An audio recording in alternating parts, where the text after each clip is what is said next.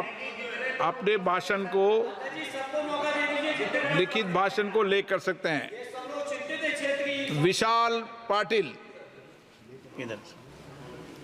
माननीय अध्यक्ष महोदय, इस अवसर के लिए 12 बजे सबको बुलवा दीजिए। इस अवसर के लिए धन्यवाद। मैं पहली बार चुन के आया हूं, तो भी मैं मेरे परिवार का छठा सदस्य हूं और मैं जानबूझ के कहना चाहता हूं कि जो मैंने सुना है तब तक के 9 सदस्यों के लिए जो अवसर आप प्रदान करते हैं वो मैंने आज तक कभी सुना नहीं। तो मैं विपक्ष में होने के बावजूद भी आपने अभी मुझे वापस मौका दिया, मैं आपका तहे दिल से शुक्रिया अदा करता हूं। विपक्ष में थोड़ी है सर, निर्दलीय है, लेकिन इस जगह बैठते पता नहीं कहाँ बिठा दो। लेकिन शुक्रिया सर, आप मुझे वापस बोलने देना। महोदय, किसी भी देश का विकास समझना होगा तो उसके रेल का परीक्षण करना जरूरी है।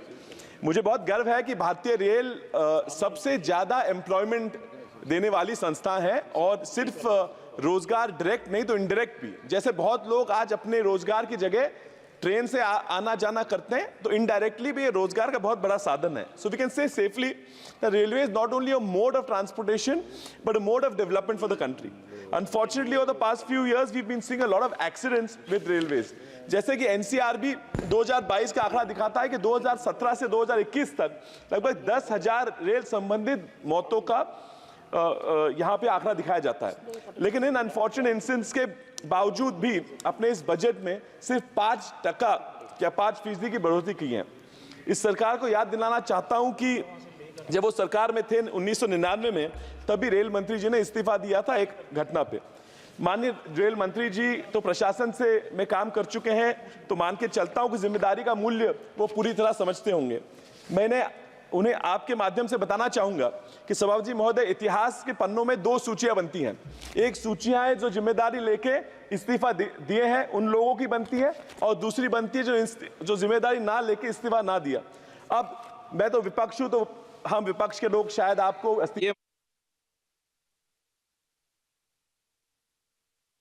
वो किस माइक बंद हो गया सर, बोलो।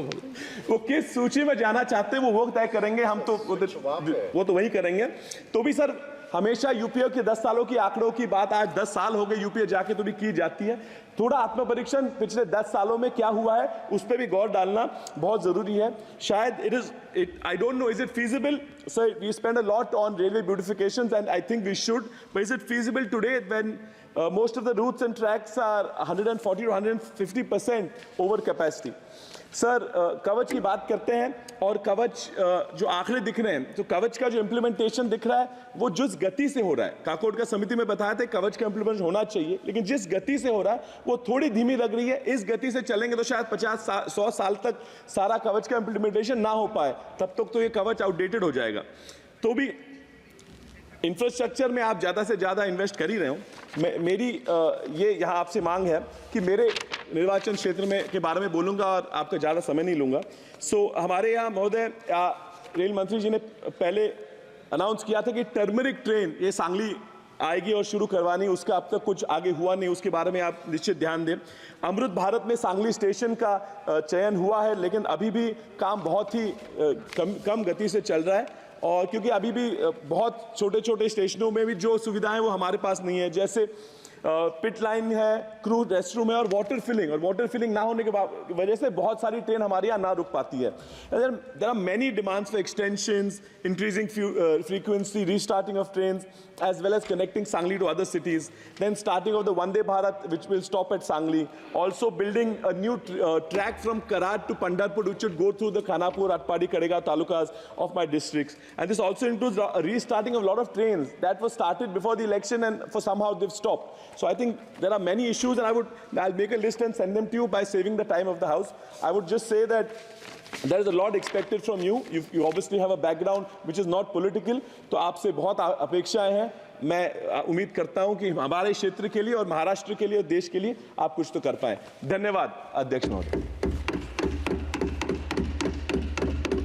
श्रीमान कुलदीप इंदौरा जी, आप पहली बार बोल रहे हैं। जी सर।